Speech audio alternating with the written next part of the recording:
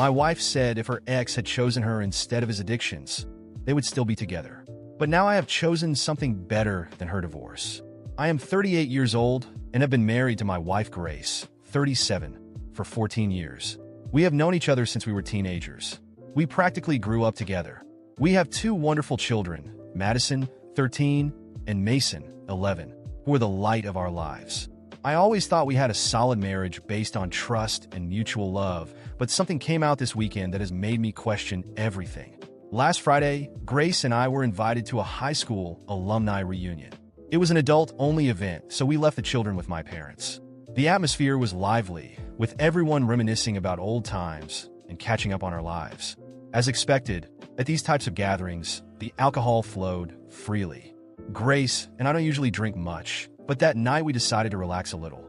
I limited myself to a couple of beers, but I noticed that Grace was drinking more than usual.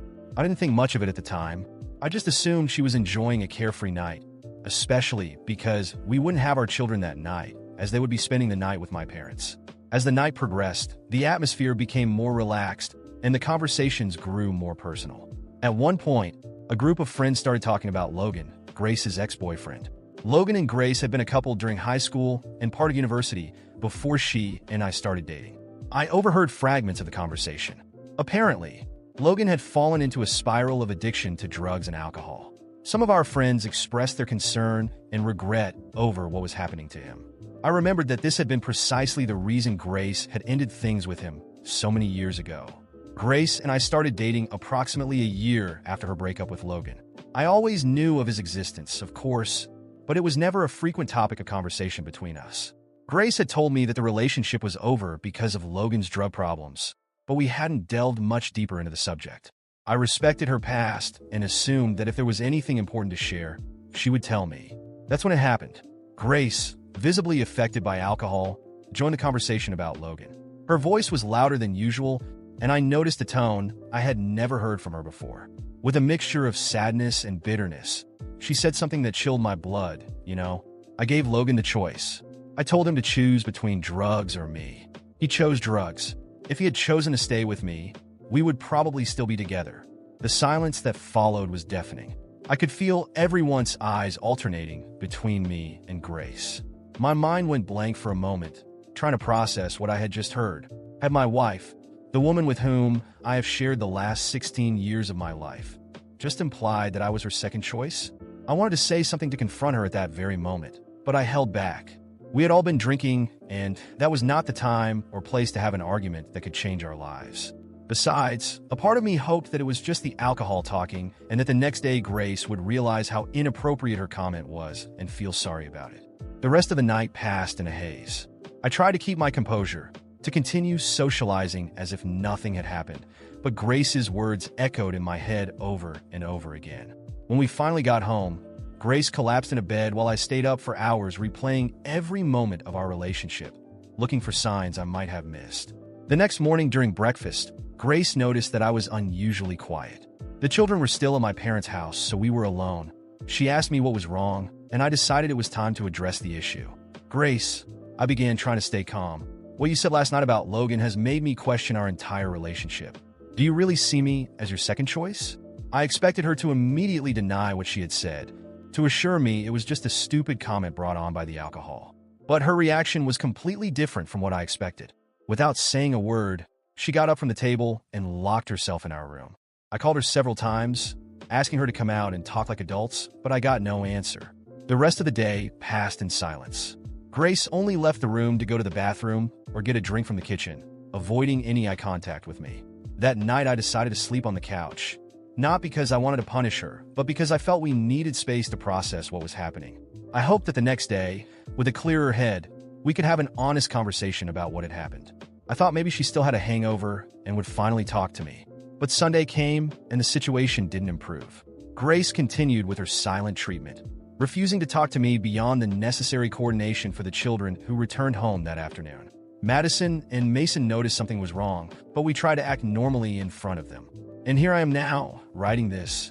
On Sunday night, after another day of silence and tension, I can't understand why Grace is acting this way. She was the one who made the hurtful comment, and now she refuses to talk to me about it. I feel like I'm being punished for something I didn't do.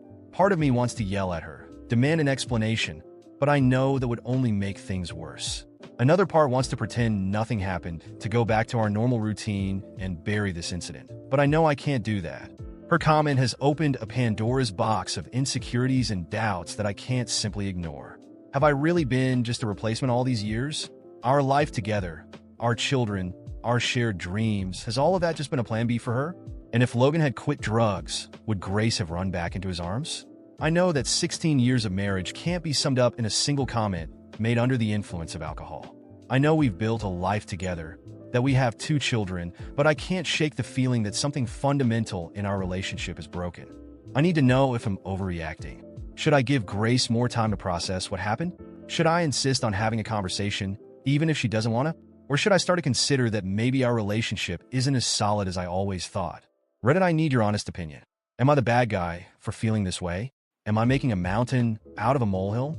Or am I right to be concerned about the future of my marriage? It's been almost 5 days since my original post, and I wanted to give you an update on my situation. First, I want to express my gratitude to those who took the time to respond to my post. It has been a difficult week, but your comments have helped me process my emotions and think about the next steps to take. Before I go into the details of what has happened this week, I'd like to address some of the most frequently asked questions and comments I've received. Many of you asked about the nature of Grace and Logan's relationship and how exactly it ended. After much thought, I realized that I really didn't know as many details as I thought I did.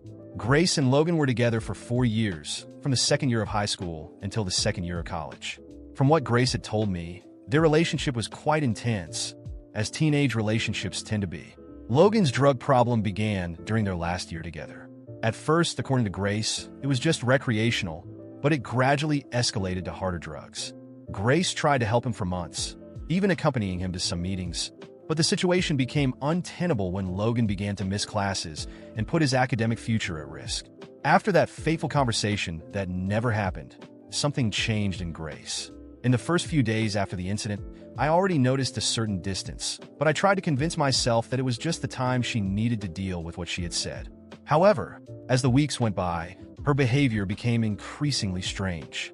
What started as silence and discomfort now transformed into a series of odd behaviors. Grace started going out more often.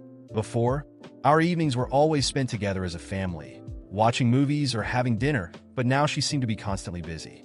There were several last-minute work meetings and dinners with friends I had never heard of.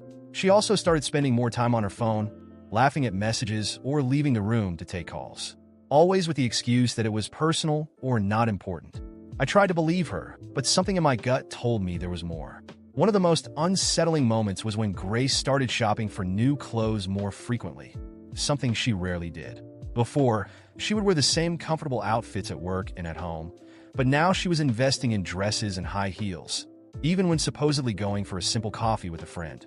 When I asked her about the sudden interest in her appearance, she shrugged and said, "Every woman likes to feel beautiful." That could be true, of course, but the timing seemed suspicious. I didn't want to be the paranoid husband who imagines things without evidence. So, for a while, I tried to ignore the signs and focus on our kids and work. But as the distance between us grew, so did my suspicions. Madison and Mason also started noticing that their mom wasn't as present anymore, always busy with something outside the house or absorbed in her phone. One night, something woke me up around 2 in the morning. The room was completely silent, except for the soft sound of typing coming from Grace's side. I slowly turned over and saw her with her back to me, typing on her phone with a serious expression. My curiosity, and perhaps a bit of desperation, made me pay closer attention. She was typing fast, and then in one quick move, she deleted what seemed like a message and put her phone back on the nightstand, turning over to sleep. At that moment, my heart raced. I knew something was happening, and even though I didn't want to invade her privacy, I felt I had to do something. I decided I needed to see what was happening on her phone. I waited until Grace was completely asleep, which didn't take long, and carefully picked up her phone. My heart pounded as I unlocked it. There were several recent messages from an unknown number, no name saved. The conversations were brief and somewhat cryptic, with short phrases and emojis, but one in particular caught my attention. "It was amazing seeing you today. We need to do it again soon. Tomorrow afternoon?" My blood ran cold. What was Grace doing that she needed to repeat, and why tomorrow afternoon? I could hardly believe what I was reading. Even without concrete proof, I had already suspected something, and this only reinforced my worries. I quietly left the room, trying to process everything. As much as I didn't want to believe it, it seemed like my wife was involved in something that could destroy our marriage. The next day, the routine unfolded as usual. Grace was distracted, probably planning her meeting, and I was determined to find out the truth. She casually mentioned that she had a meeting after lunch and would be back later in the afternoon. With a knot in my stomach, I told her that was fine, trying to sound indifferent. That day, I decided I would follow her. I waited for her to leave the house, put on some discreet clothes, and followed her, keeping a safe distance. Grace drove downtown and parked near a small cafe. My heart raced when I saw her get out of the car and enter the cafe with a smile on her face. Then, a few minutes later, a man appeared. He was tall, with brown hair, and had a calm expression. They greeted each other in a friendly manner and sat at a table in the back of the cafe. I watched everything from a distance, trying to stay calm. I didn't know who he was, but the messages on her phone echoed in my head. It was amazing seeing you. What else could they be doing? I couldn't take it anymore. I got out of the car and entered the cafe, trying to act natural as I discreetly approached their table. That's when I realized my mistake. As I got closer, I could hear their conversation better. The man was speaking cautiously, choosing his words carefully, and Grace seemed nervous. Suddenly, the man opened a folder and showed her a series of documents. I was shocked to hear the word that came out of Grace's mouth: divorce. Of all the scenarios my mind had created, that was the last one I expected. Grace wasn't cheating on me with another man. She was planning to divorce me and had been secretly meeting with a lawyer. The "it was amazing seeing you" had nothing to do with romance. It was her finalizing the details of a separation she had already decided on without even telling me. With a crushed heart, I quietly stepped away without being noticed. I left the cafe, got into my car, and sat there for a long time, processing everything I had just discovered. The silence between us, the frequent outings, the emotional distance, it all made sense now. She wasn't just trying to resolve what she had said about Logan that night. She was preparing to leave me. I returned home, not knowing what to do. Part of me wanted to confront her immediately, but another part knew that if I did, our marriage would truly end right there. I stayed up all night thinking about what to do. If I let more time pass, she would probably serve me the divorce papers soon. I needed to act fast. But how? How could I save a marriage that already seemed doomed without even an honest conversation? After discovering that Grace was planning a divorce, I felt as if the ground had disappeared beneath my feet. Every thought, every memory of our relationship started to blend with a deep sense of guilt and regret. Even though I knew what she was doing, I decided not to confront her right away. I thought if she knew I had found out about the divorce, it would be the definitive end. So, I chose another path: to secretly try to save our marriage without Grace knowing I was aware of everything. I did everything I could to reignite the connection between us. I started cooking more, planning family outings, complimenting every little thing about her, hoping that, somehow, she would realize we could still be happy together. I bought flowers, planned small surprises, and even arranged a getaway for the two of us, thinking that maybe a break from routine would change her mind. However, despite all my efforts, Grace's response was always cold and distant. She accepted what I did, but without enthusiasm. Even so, I kept trying, convinced that it was my fault, that I had somehow failed as a husband. Weeks passed, and then, suddenly, Grace announced something I never expected. She was pregnant. The moment she said it, my heart stopped. On the one hand, I felt a wave of emotion and joy. I thought this could be the new beginning we needed, the chance to fix everything. I wanted to be a good father. I wanted our family to grow even more, and somehow I hoped that this new life coming would bring us together again. But Grace's reaction was nothing like what I had expected. She didn't seem happy. In fact, she looked visibly uncomfortable with the news, as if the pregnancy was more of a burden than a blessing. At that moment, all my insecurities came rushing back with full force. What was going on? Why wasn't Grace excited about the pregnancy? Was it my fault? Had everything that had happened up to that point, all my failures, made her life unbearable? I tried to push those thoughts away, but something didn't add up. Even with the pregnancy, Grace continued to act the same way. She still distanced herself, still had her meetings, and often went out alone. I was determined to do something special for her, to show that I was committed to our family. I wanted to surprise her at work, but for that, I needed to know the exact time she would be leaving. That night, I waited until Grace was sound asleep. I knew she always noted important commitments and schedules on her phone, so I decided to take her phone to check her calendar.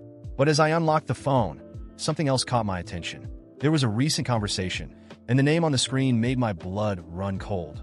Logan, her ex. With my heart racing, I opened the conversation. The messages were recent, and what I read shattered any hope I had left. Grace had told Logan about the pregnancy, but the worst part was that she said the father of the baby was him, not me. The words on the screen seemed to scream in my mind.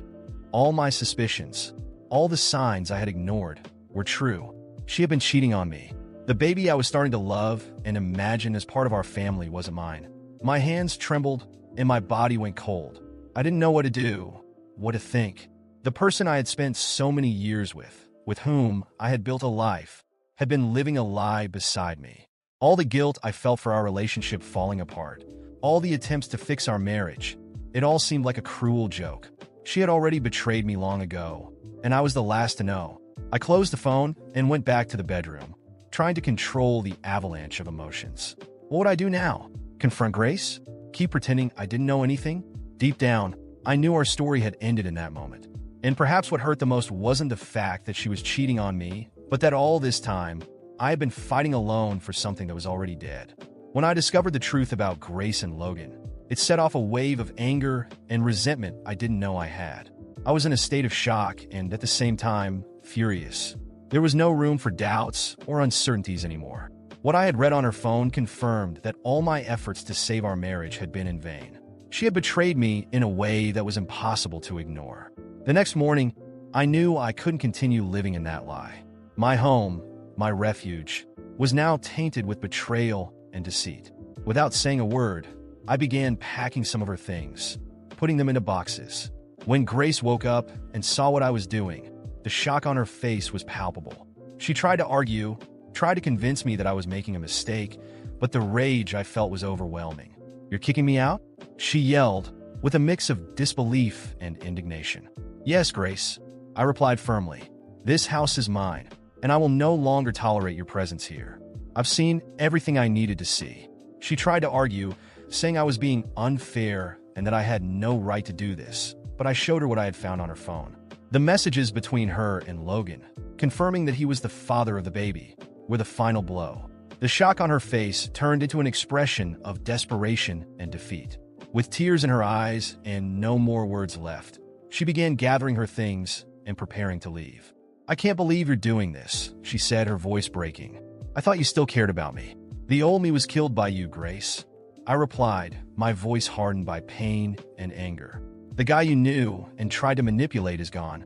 What's left is someone who knows what he deserves and won't accept being deceived anymore."